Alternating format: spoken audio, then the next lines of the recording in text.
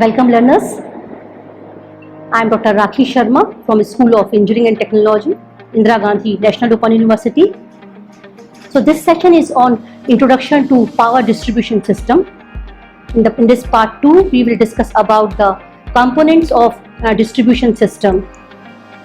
Some main components of the distribution system will be discussed here. The major components are the substations, transformers, feeders, lines and metering arrangements.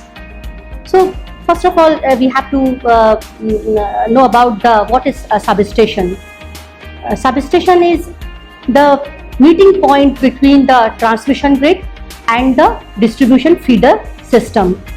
So you know what is the network from the generating station to the consumer end. So we have discussed about that complete power system network in our last session, how the electricity is being generated and then it is transmitted to the end consumers. So substation is a part of that electrical system. So where the transmission grid and the distribution feeder system meet. So this is where the fundamental changes takes place within most T&D system. That means the transformation basically takes place in the substation by using the transformer where the one voltage level is changed to the another voltage level. So this transmission and distribution system, the main change takes place in the substation. So we can say that typically a substation consists of the high and low voltage racks and buses for power flow, and it also has the circuit breakers at the transmission and distribution level. There can be the metering equipments and control house.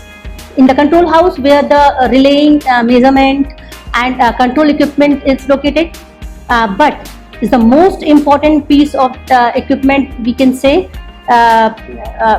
that gives the substation its capacity rating is the substation transformer. We say that 11 kV substation.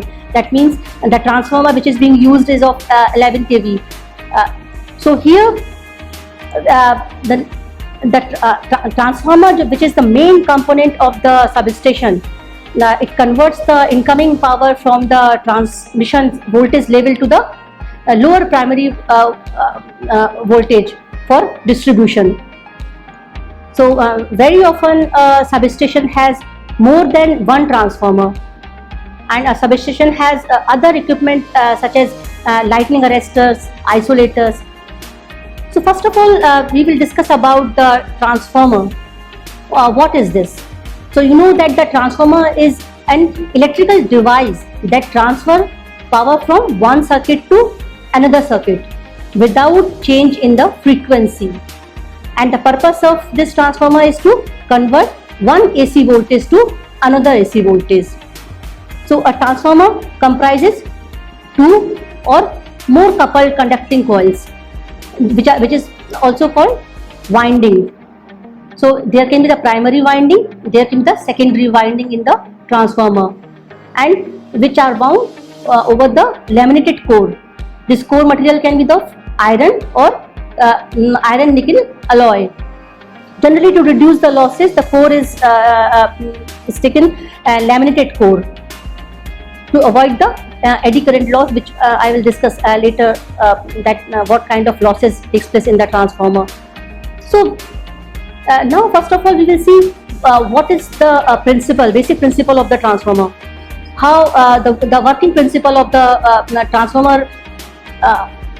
So the alternating current in the primary winding, it creates an alternating magnetic field.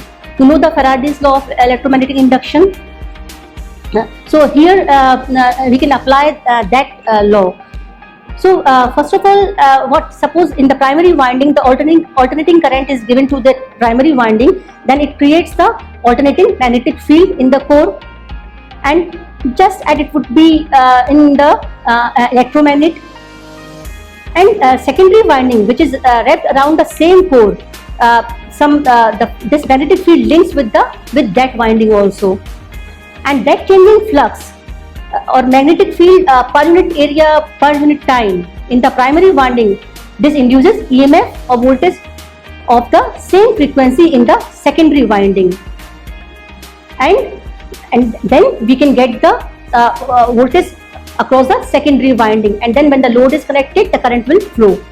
So here we can see that the both the primary winding and secondary winding, they were electrically apart from each other, but because of the current in the primary winding, that alternating current, this was inducing the EMF in the secondary winding.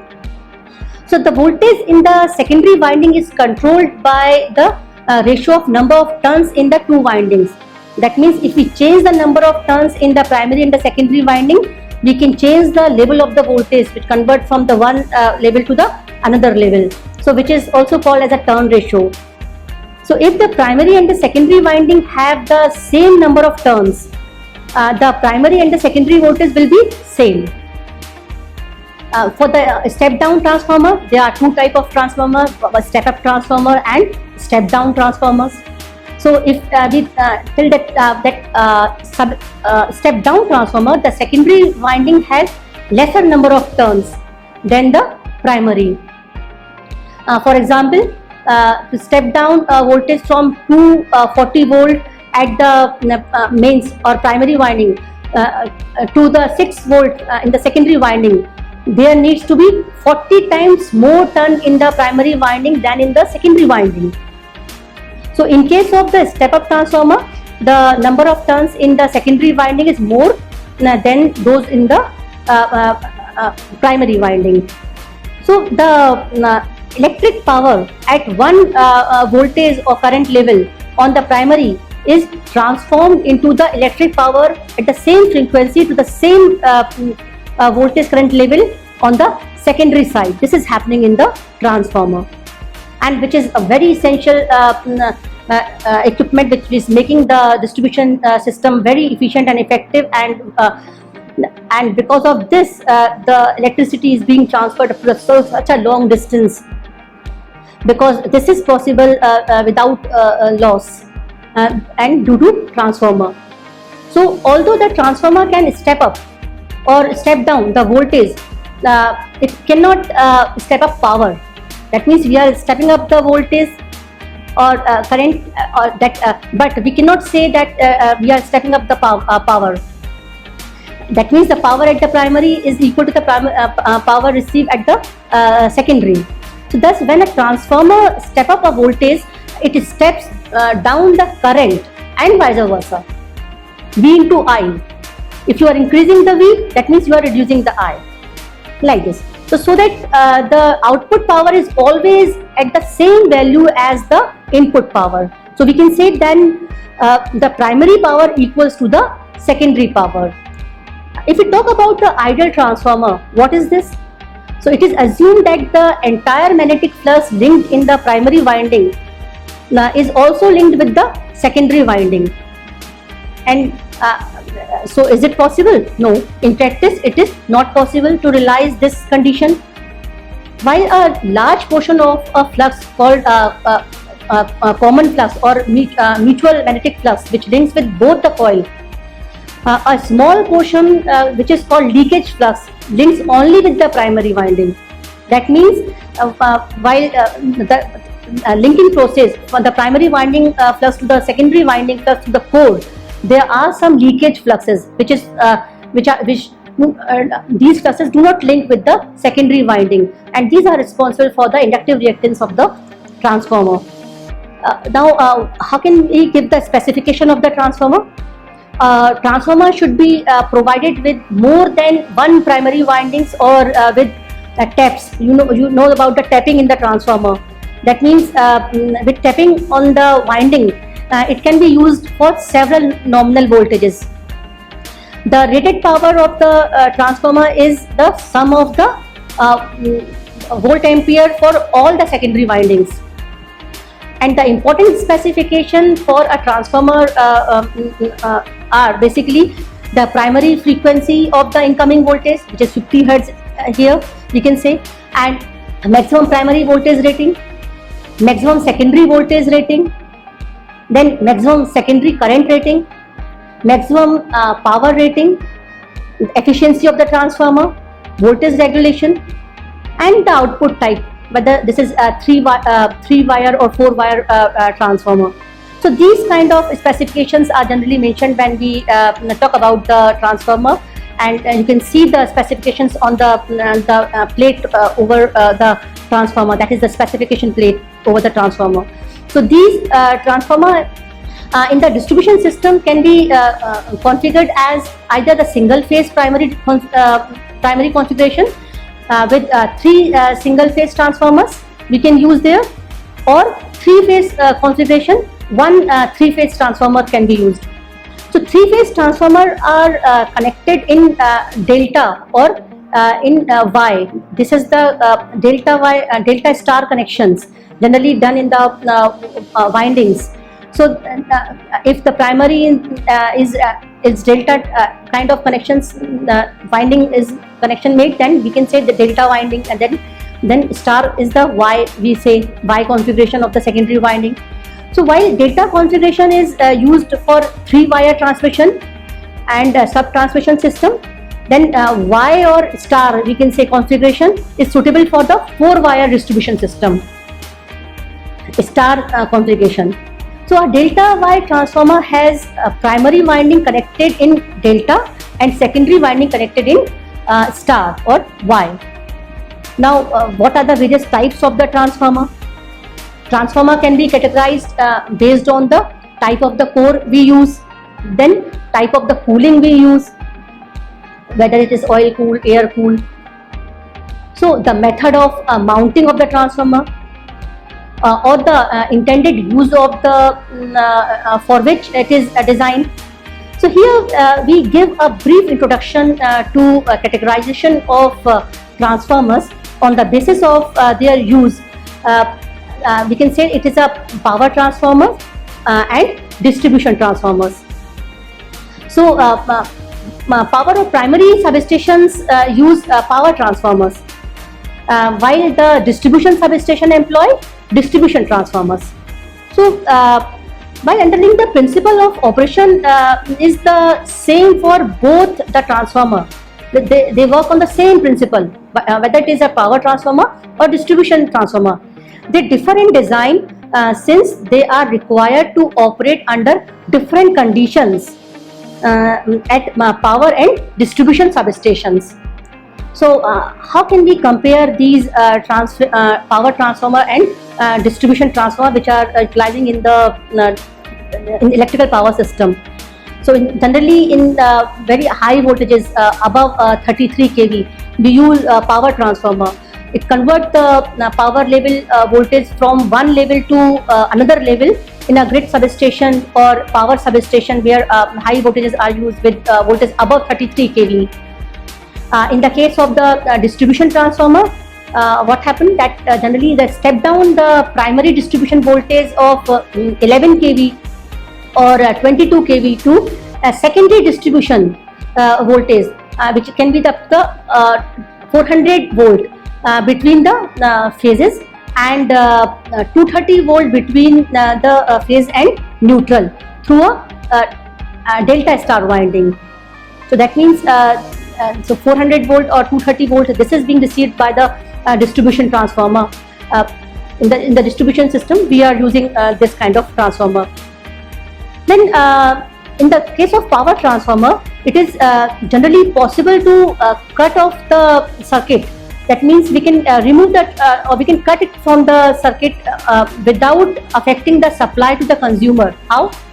Because in the case of urgency and maintenance, sometimes it happens that we have to we have to remove it from the system, but the supply should be uninterrupted. So it is possible in case of while employing the power transformer, it is possible since it is fed through the grid network. A power transformer is usually not a critical component for the supply to the consumer, as there in the grid network alternative paths for flow of the power are available through the grid. While in the case of distribution transformer, distribution transformers being connected to the consumers through radial feeders. I will tell you about the radial feeders.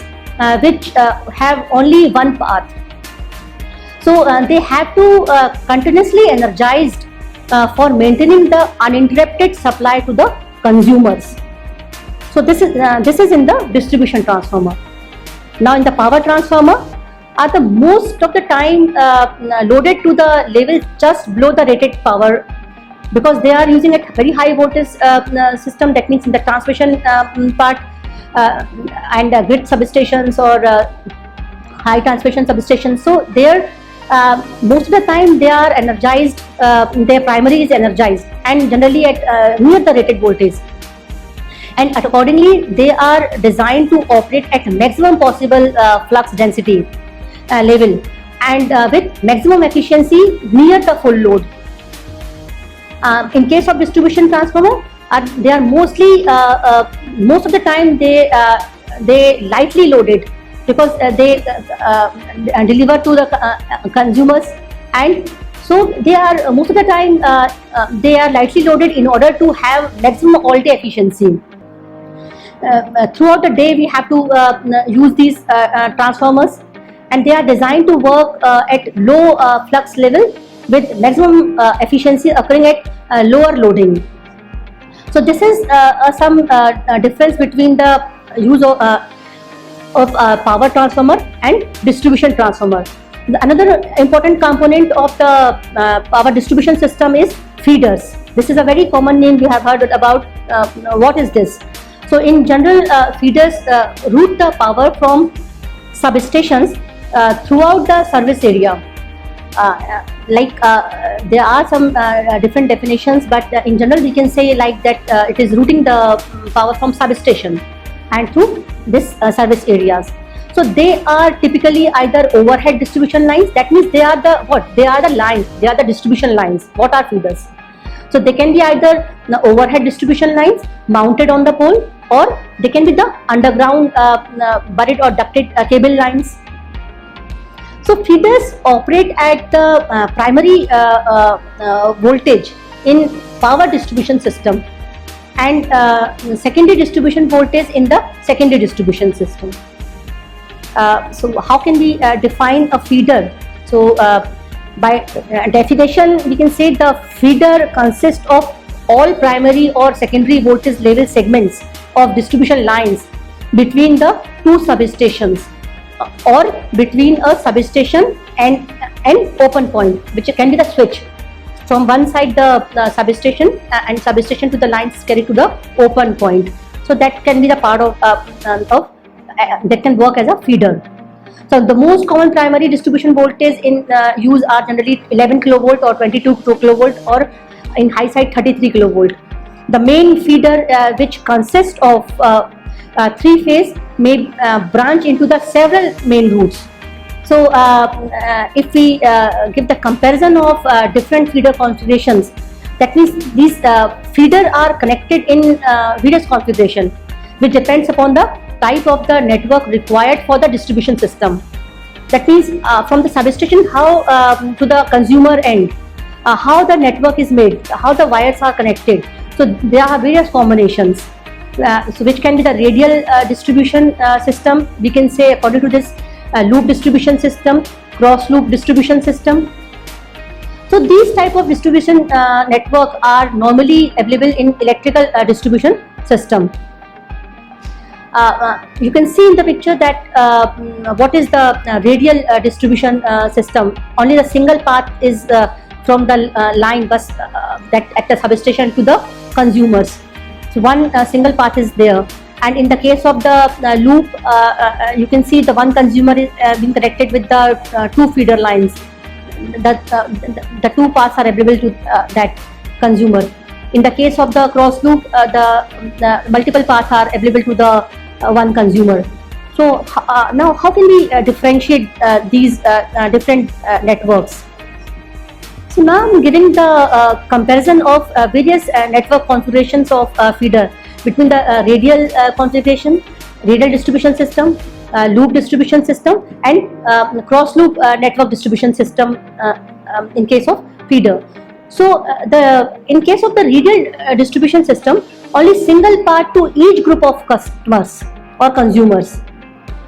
While in the loop distribution system, double path is given to the each group of the consumers. While in the case of the cross loop distribution system, multiple path to each group of consumers. So this is the one difference, major difference. Then second is in the case of the radial distribution system, the lowest construction cost is there because only single path. While in the case of the medium, this loop distribution system, you can say the medium cost involved. In the case of cross distribution system, high cost will be involved. So the radial distribution system is simple to design and simple to plan, and loss of in the case of as compared to the loop distribution system and the cross loop distribution system, which is costly to design or and costly to operate also, which is and complicated in the design also. Now, in case of the radial distribution system, loss of feeder implies the loss of supply. That means one defect or one fault in the feeder. That means you have to lose the supply. The load transfer in the case of breakdown is not possible in case of the radial distribution system. Then you have to interrupt the supply and have to take some corrective measures. In the case of the loop distribution system, the loss of feeder results only in temporary loss of supply, because the two feeders are connected to each other, so that in case of the breakdown, the faulty section can be removed and the rest of the portion can be switched on. So it is possible in case of the loop distribution system. That means it is making the system reliable. And in case of the cross loop network distribution system, the highest reliability can be obtained. However, it is complicated or designed to operate, but the highest reliability is possible in this type of system. In case of the breakdown in any line or the fault in the system, this can be isolated and supply can be resumed very quickly in case of this. So used in generally these kind of system used in large cities for the critical loads where we have to serve. We cannot consider any supply failure. So in that case, this kind of system, cross loop distribution system, is very useful. And the radial distribution system in the rural areas, where this kind of system can be used. In the remote places also, that radial distribution system is used just to for the cost cut or easy, simple to plan or design. Similarly, the loop distribution system is used in the urban areas. Now, the one component I have discussed, the feeders. Similarly, the some other words which are very common in the distribution line, like feeder, then distributors and service mains. So these are also the lines or conductors. So in practice, sometimes distributors are also called LT feeder lines. So these are the different lines which is carrying the power up to the consumer end. So here one pictorial view is there, which is just trying to differentiate between the feeder and distributor and service mains. So you can see here that from the transmission system to transformer, the power is given to the distribution substation at a low voltage, and that suppose that 11 kV. So then the feeder is there, which is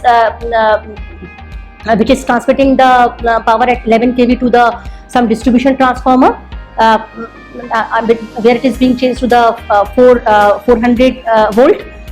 So that at distributor 1, from there where the various lines can be taken, which are called the service mains lines, to the consumers. So now how can we differentiate? If I say that distribution feeders, then The step down voltage from substation is carried to the distribution transformers via the feeder conductors. Generally, no tappings are taken from the feeders in general, so that the current remains same throughout. The main consideration in designing the feeder is its current carrying capacity, but it is not hard and fast. But in general, this is the definition. So in the distributors, output from the distribution transformer is carried by the distributor conductor, and tappings are taken from the distributor conductor for power supply to the end consumers. That means the current through the distributor is not constant, as tapping are taken different at different points. The tapping is being done, the current is being tapped. So at various places throughout its length.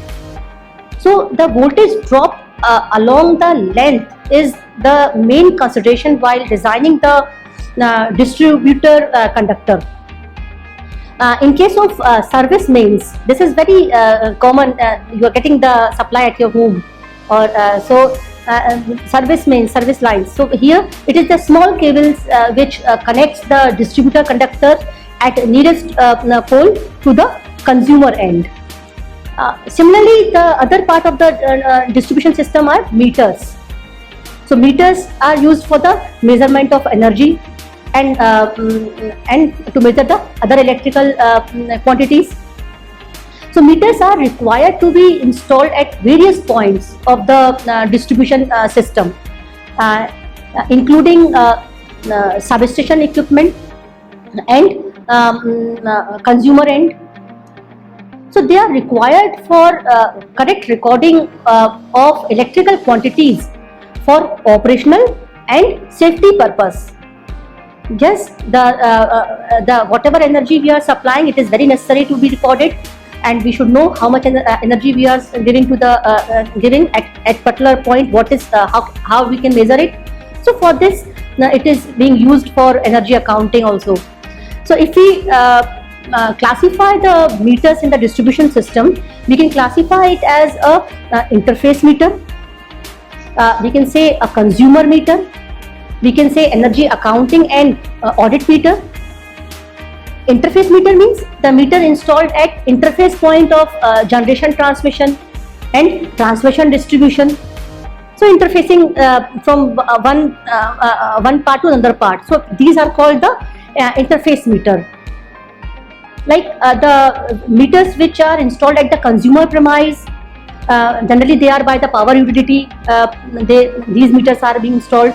So these are called the consumer meters.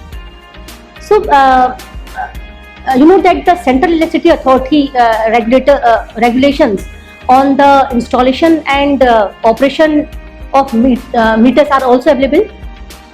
So CA provide for the type, standards, ownership, location, accuracy class of meter, then installation process, then operation, testing and maintenance of the meter, then access of the meter, then sealing of any meter, the safety, the metering or meter reading and recording guidelines, then meter failure and discrepancies, then anti-tampering features also they provide, and the quality assurance for calibration and periodical testing of the meters. So there are some guidelines or some regulations with regard to this. Similarly, the additional meters and adoption of new technologies in respect of the meters for correct accounting, billing and audit of electricity. So that authorities are provide different kind of standards for the meter. So learners, in this session you have been acquainted with the various components of the power distribution network. These are some main components. There are some other components which will be discussed later. So in this part we have discussed these major components of the power distribution system: the feeder, transformer and meter. And And similarly, in the part 1, you have learnt about the various voltage levels electrical supply system, and there we have focused on the network of the power distribution, and which is responsible for covering the last mile and reaching to the end consumer. And we have discussed conductors and high voltage distribution system. So all this we have been already discussed in the part 1, and this part we have discussed about the various important component of the power distribution system. Thanks.